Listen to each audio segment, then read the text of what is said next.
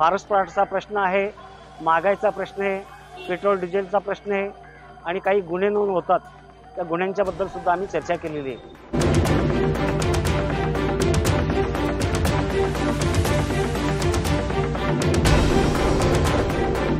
मला माझ्या ऑफिससाठी 3 युनिटला 600 रुपये बिल आलेले, 3 युनिटचे 600 रुपये।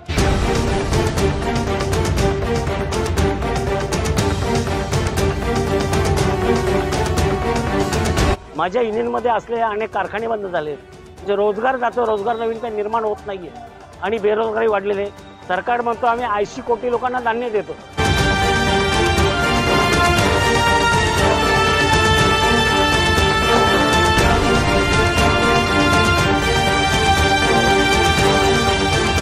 मोर्चामध्ये आमचा मुख्य हा भाग आहे तो रोजगारासंबंधाने जास्त करून आहे।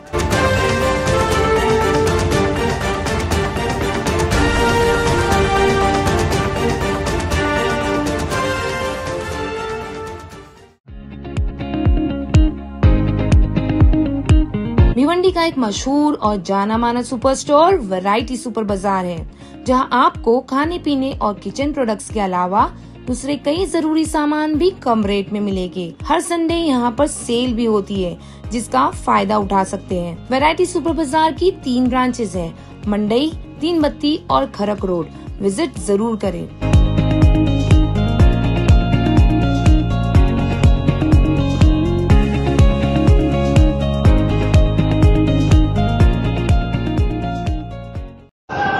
Hello friends, life in Bhiwandi में आप सभी का स्वागत है। इस वक्त हम मौजूद है भिवंडी के प्रांत कार्यालय में। मैं आपको बता दूं, आज यहां पर फिर एक मोर्चा लेके आया गया, भिवंडी के नदी नाका से लेकर प्रांत कार्यालय तक।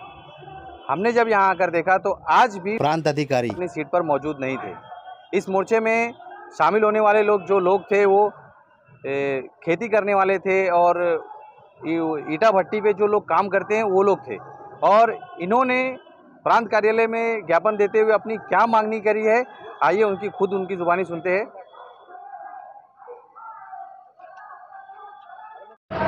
आज आपला हा आमचा जो मोर्चा आहे हा भारताचा क्रांतिकारी मार्क्सवादी पक्ष आणि ठाणे जिल्हा वीट उत्पादक मजूर आणि संबंधित व्यावसायिक संघटना आणि अन्य संघटना असा मिळून आमचा हा मोर्चा झाला। या मोर्चामध्ये आमचा मुख्य हा भाग आहे तो रोजगारासंबंधाने जास्त करून आहे, कारण ह्या आपल्या ग्रामीण भागामध्ये ठाणे, पालघर या सगळ्या भागामधून आदिवासी हा मोठ्या प्रमाणावर आहे आणि आदिवासींच्या रोजगाराचा मुद्दा फार मोठा आहे। वीट उत्पादन या धंद्यामध्ये गेली अनेक वर्ष हे आदिवासी मंडळी बरीच काम मिळतं त्यांना, 2-2.5 लाखाच्या वरती हा मजूर या भागामध्ये काम करतो। आणि वीट उत्पादन ह्या जो व्यवसाय आहे त्या व्यवसायावर अनेक वेळा वेगवेगळ्या प्रकारची संकटं येतात। त्याच्यामध्ये जसं पर्यावरणाच्या नावाने मध्ये एक संकट आलेलं होतं, ते अजून काही टळलेलं आहे असं नाही। आम्ही सांगतो की अहमदाबाद हायवेच्या पश्चिमेला इको सेन्सिटिव्ह झोन लागू नाही आणि आमच्या पूर्वेला मात्र इको सेन्सिटिव्ह झोन लागू, जिकडे जास्त करून सगळ्या वीटभट्ट्या आणि रोजगाराचा भाग आहे।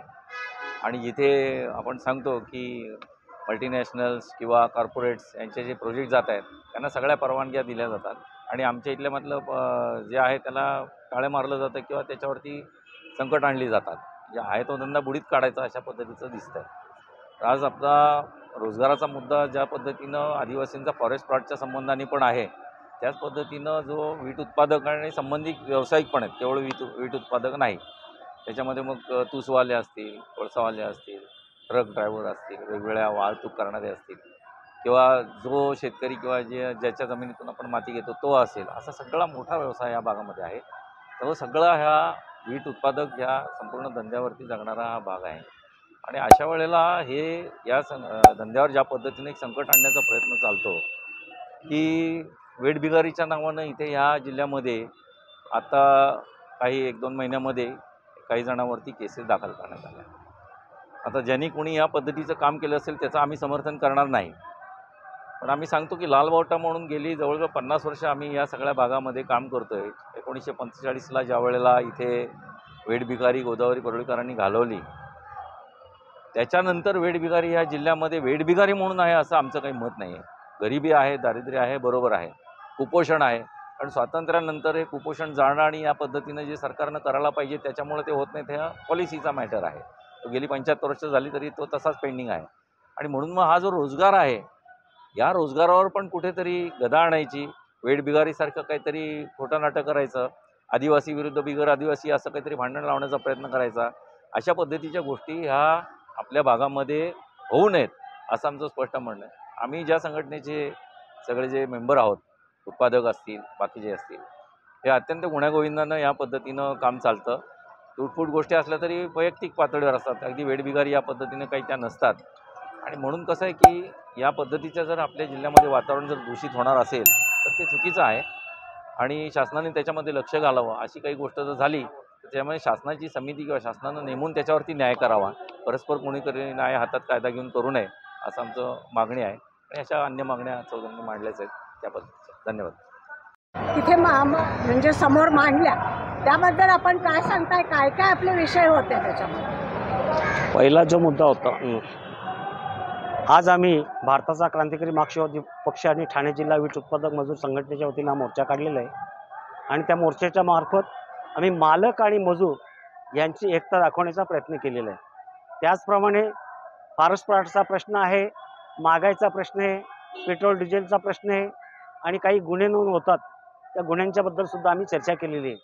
शासनाला आम्ही ह्या सगळ्या मजुरांना पावसाळ्यात काम दिलं पाहिजे, तर त्यांना कोणाकडून मालकाकडून पैसे घेण्याची गरज पडणार नाही आणि वेठबिगारीचे वगैरे केसेस होणार नाही असा प्रयत्न आमच्या वतीने चालू आहे. शासनाने तशा प्रकारचा प्रयत्न करावा.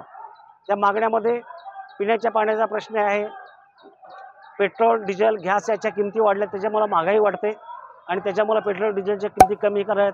वीज दर वाढलेले. मला माझ्या ऑफिससाठी 3 युनिटला 600 रुपये बिल आलेले, 3 युनिटचे 600 रुपये म्हणजे 200 रुपये युनिट पडलेले, कारण इतर कर वगैरे त्याच्यावर लावले. म्हणजे या पद्धतीनं सामान्य जनतेचं शोषण होतंय. वीज दर एवढं देऊन आज माणूस 1000-2000 रुपये कमवणं कठीण होतंय. नोकऱ्या नाहीत, कामगार बेरोजगार झालेले आहेत. शासनाने कबूल केलं होतं की आम्ही 2 कोटी लोकांना नोकऱ्या देऊ, पण उलट एका वर्षामध्ये 2.25 कोटी लोकांच्या नोकऱ्या गेलेल्या आहेत. माझ्या युनियनमध्ये असलेले अनेक कारखाने बंद झाले आहेत. म्हणजे रोजगार जातो, रोजगार नवीन काही निर्माण होत नाही आहे आणि बेरोजगारी वाढलेली आहे. सरकार म्हणतो आम्ही 80 कोटी लोकांना धान्य देतो.